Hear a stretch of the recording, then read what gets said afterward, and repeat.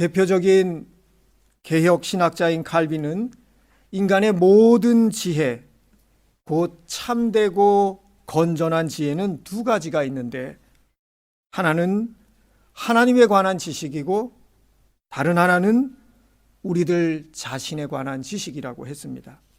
실제로 인류 문명이 이제 우주선을 태양계 밖으로까지 보내고 바닷속 가장 깊은 곳까지 도달할 수 있는 그런 기술을 가지고 있지만, 인간은 여전히 자기 자신에 대해서는 모릅니다. 더구나 우리 시대의 세상 풍조가 하나님에 대한 지식을 사모하지 않습니다. 우리 시대는 하나님을 인정하지 않고 알려고 하지 않습니다.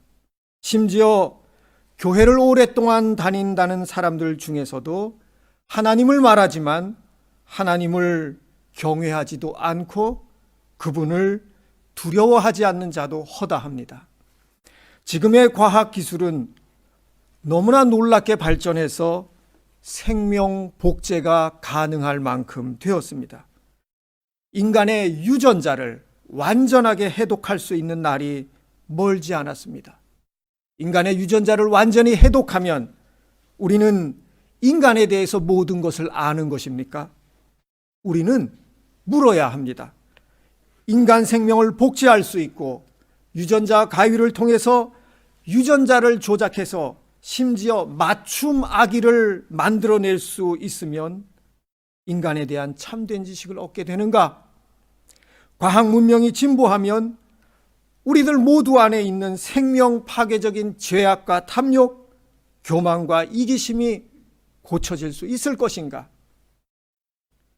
우리들 안에 깊이 뿌리내리고 자리 잡고 있는 자기의를 의지해서 구원에 이를 수 있을 것인가? 우리는 물어야 합니다. 지난 시간 에베소서 말씀을 통해서 복음의 빛에 드러난 인간의 상태에 대하여 우리는 전혀 다른 증언을 들었습니다.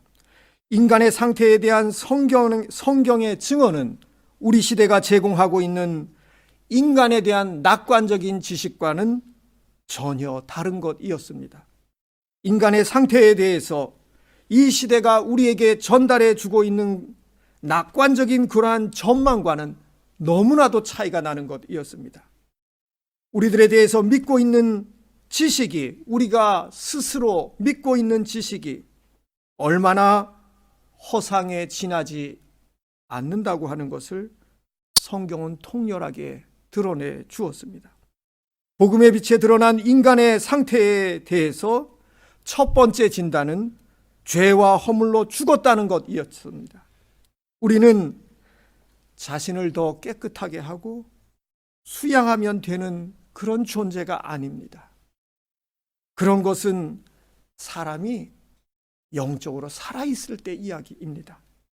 인간은 영적으로 죽어있기 때문에 자신이 죄인인지 모르고 무엇이 하나님 앞에서 죄가 되는지 모릅니다.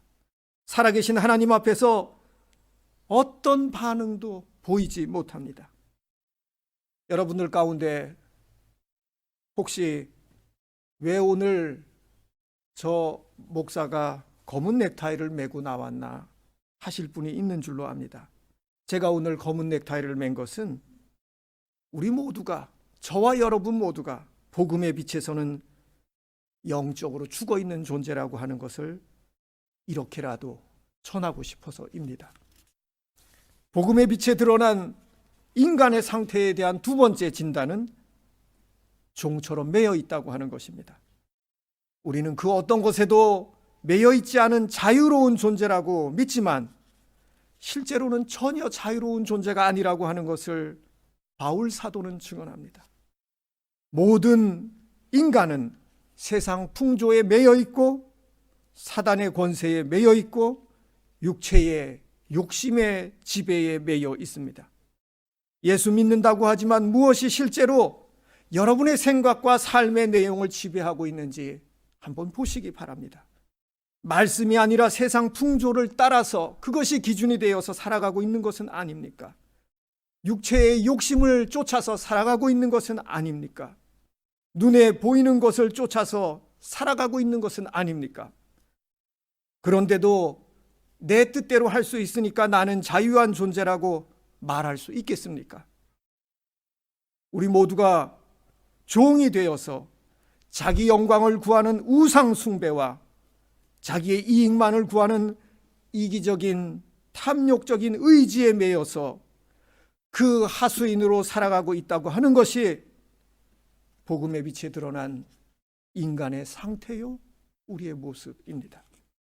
복음의 빛에 드러난 인간의 상태에 대한 세 번째 진단은 모든 인생이 하나님의 진노 아래에 놓여 있다고 하는 것입니다. 죄에 대해서 무디어지면 죄를 심각한 것으로 여기지 않습니다.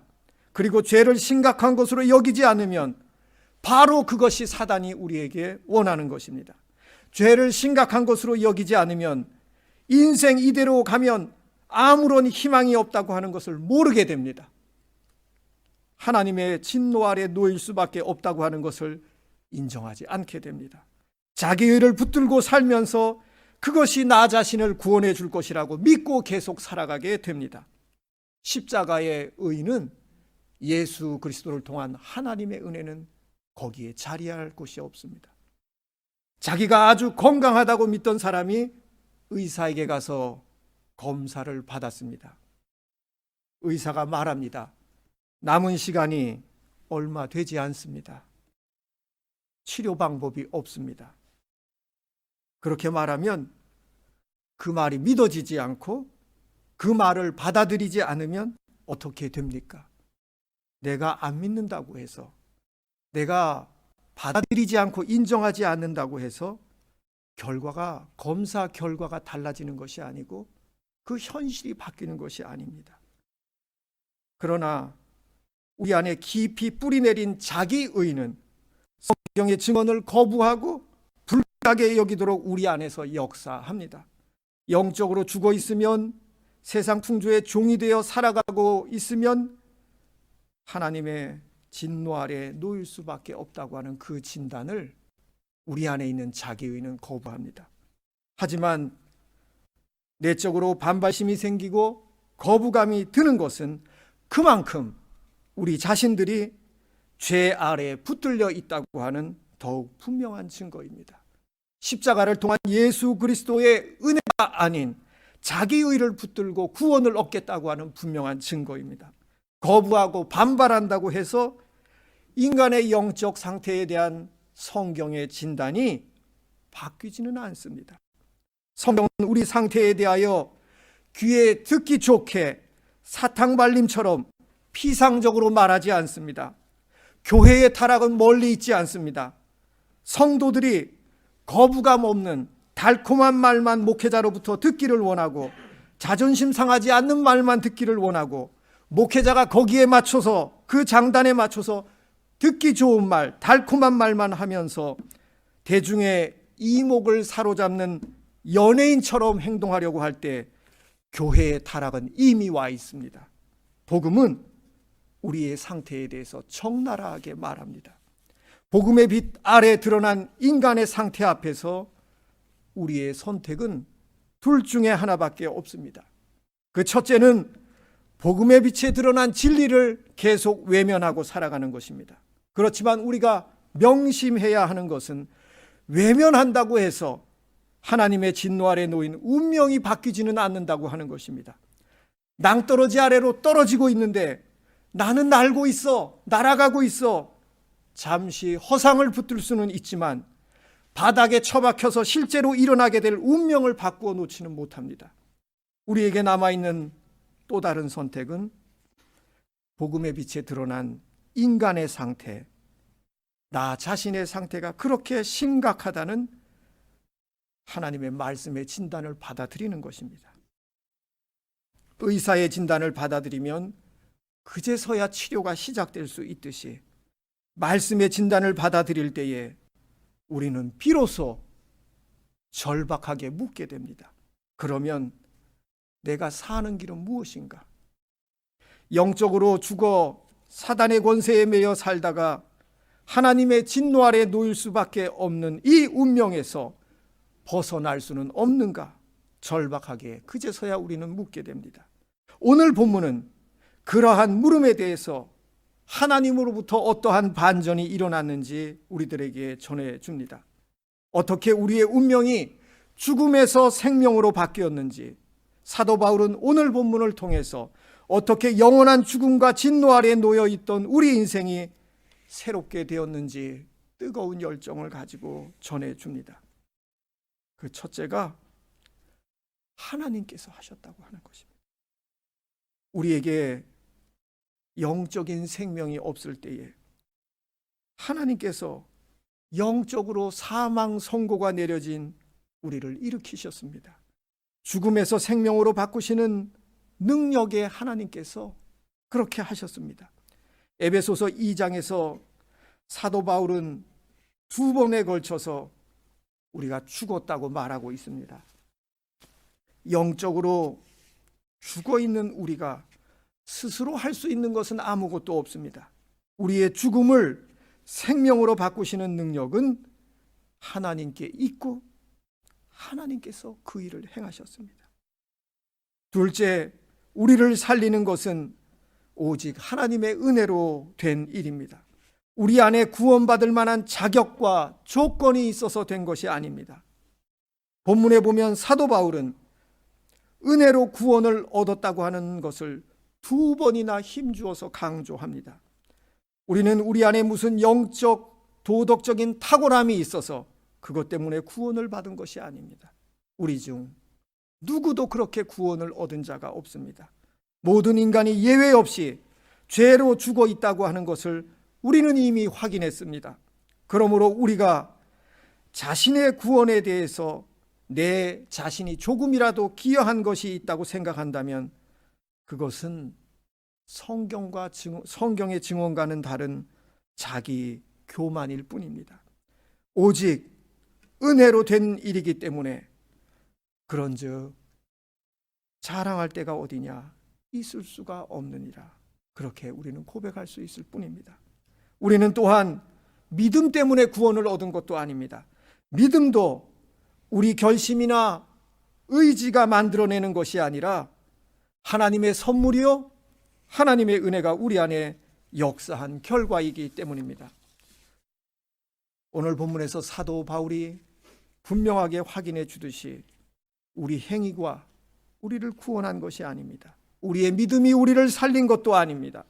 우리는 오직 하나님의 자비하심 가운데 하나님께서 베푸신 그분의 은혜로 새 생명을 얻었고 새로 난 인생이 되었습니다.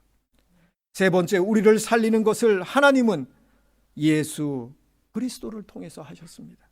죄로 인해서 영적으로 완전히 죽어 있기 때문에 우리는 하나님과 교제할 수 없습니다. 그런데 하나님께서 당신의 아들 예수 그리스도를 보내주셨습니다.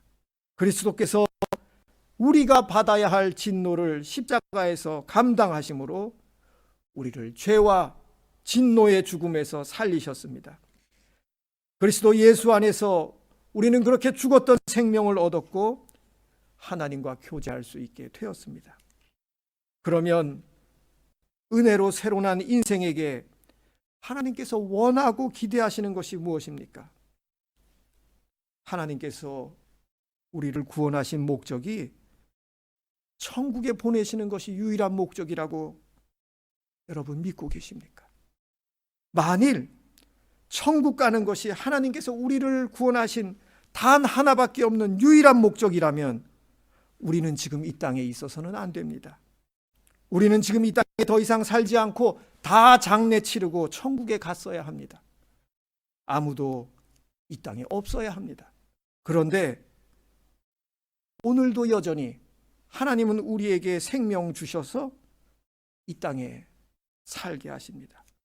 이것은 하나님께서 우리에게 기대하시는 것이 있음을 뜻합니다. 본문 10절에 보니까 선한 일을 하게 하시려고 하나님께서 그리스도 예수 안에서 우리를 만드셨다고 했습니다. 영적으로 죽어 있는 자요, 종처럼 매여 있는 자요, 진노 아래 놓여 있는 인생이었는데 하나님께서 선한 일을 위하여 우리를 새롭게 지으셨습니다. 사람이 영적으로 죽어 있어서 하나님에게 아무런 반응을 보일 수 없을 때에는 육체의 욕망과 눈의 욕망과 세상 살림에 대한 자랑을 전부로 여기면서 살아가게 됩니다. 교회를 다닌다고 하지만 우리가 영적으로 죽어 있으면 우리도 거기에서 한 발자국도 앞으로 나아가지 못합니다. 차라리 예수를 모른다면 듣고 깨달아서 새롭게 될 가능성이 있지만, 교회를 오랫동안 다녔지만 복음의 빛에 드러난 우리들의 상태를 거부하고 은혜로 새로 난 인생이 걸어야 할 길을 모른다면 그것보다 불쌍하고 안타까운 일이 어디 있겠습니까? 우리를 죄와 죽음에서 구원한 복음의 능력을 깨닫고 체험해야 될 줄로 압니다. 은혜로 새로 난 인생은 그렇지 않아야 합니다. 하나님께서 우리를 그분의 작품으로 만드신 목적이 있습니다. 하나님은 그분의 형상이신 그리스도를 닮아 자라나가기를 원하시고, 하나님의 성품에 합당한 행실을 통해서 그분께 영광 돌리기를 원하십니다. 복음의 빛 아래 살면서 하나님의 나라와 의를 먼저 구하기를 원하십니다. 예수 그리스도 안에서 은혜로 허락된 구원입니다. 하나님과 겸손히 동행하며 우리를 새롭게 지으신 그분의 뜻 안에 저와 여러분 모두가 깊이 뿌리내리게 되시기를 간절히 축원합니다.